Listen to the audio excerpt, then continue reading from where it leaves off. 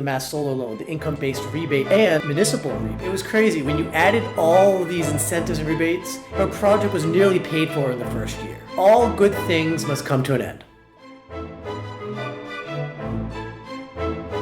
We have a new customer that lives in a town with a municipal light department. Their name is Vivian. They are also applicable for the state's Mass Solar Loan Program, the Income-Based Rebate, and their town's local solar rebate. It was crazy. When you added all of these incentives and rebates, including the federal tax credit and the state tax credit, her project was nearly paid for in the first year. Now, this is not the normal scope. This is a very unique circumstance, but unfortunately, someone like Vivian would not be able to take advantage of many of these programs next year, including the Mass Solar Loan, the Income-Based Rebate, and Municipal Rebate. I'm going to get into more of these details with these videos. So they say, all good things must come to an end. I don't know about that. But what I do know is that some of the biggest solar incentives and rebates we've had are coming to an end. The Mass Solar Loan comes to an end this year. The Income-Based Rebate, which is tied to the Mass Solar Loan, also comes to the end this year. And the Municipal Solar Rebates are coming to an end. I'm going to go into details on all three of these.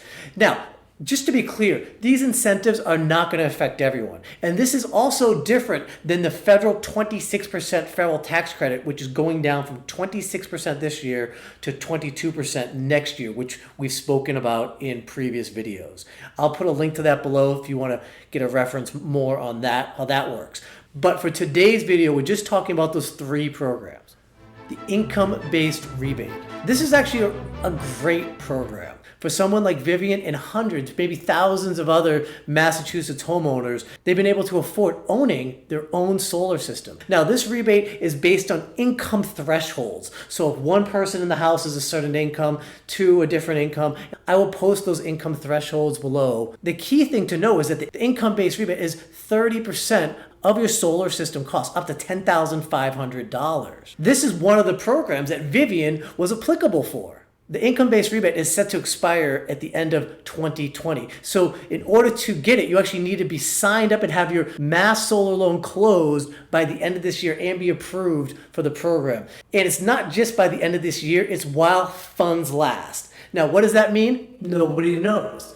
If 10 people sign up at the same time, then the dollar amount left in the fund goes down and down until there's nothing left. So it's really based on a first come, first served basis. And that's a good transition to the next program that's going away, and that's the Massachusetts Solar Loan. Sometimes people get confused with this.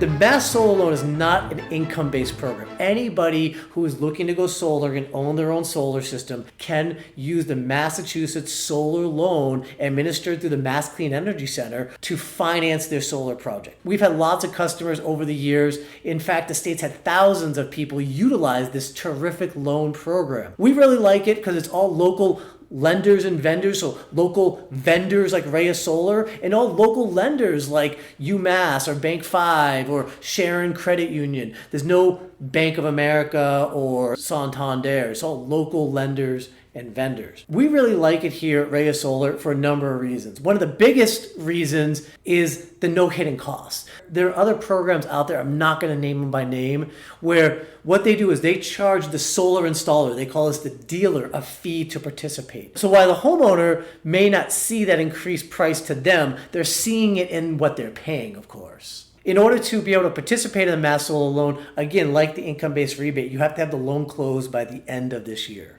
The third program that's set to expire this year are the Municipal Solar Rebates. This is administered by the Department of Energy and Resources, and for someone like in the case of Vivian, they will get actually $14,000 in municipal rebates with this municipal rebate program. Actually, now that number I just mentioned is the highest I've ever seen in many, many years of doing solar.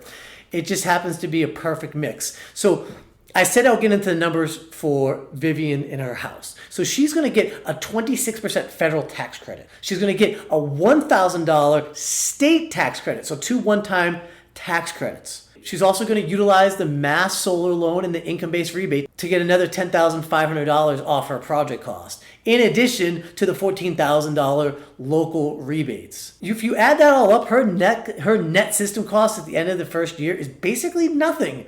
She's the one who even said it to me. She's like, Brad, I'm actually going to get this system and I'm going to have like almost no net cost after the first year. If she was to do the same exact project, nothing different, same equipment, same panels, same everything, a few months from now in 2021, she'll be losing over $25,000 of incentives, which is like, that's heartbreaking. So that's why we're making this video. If you are, or anyone you know is in a situation where you can potentially utilize that income-based rebate, or you're in a town with a municipal light department, or you're just looking to take advantage of this mass solar loan, please let us know as soon as you can so we can verify that you would be qualified for any of these programs and get you signed up before the funds run out or before the programs expire. If you have any questions, please give us a call. I'll put the number below. And like always, with hope and sincerity, this is Brad with Radio Solar.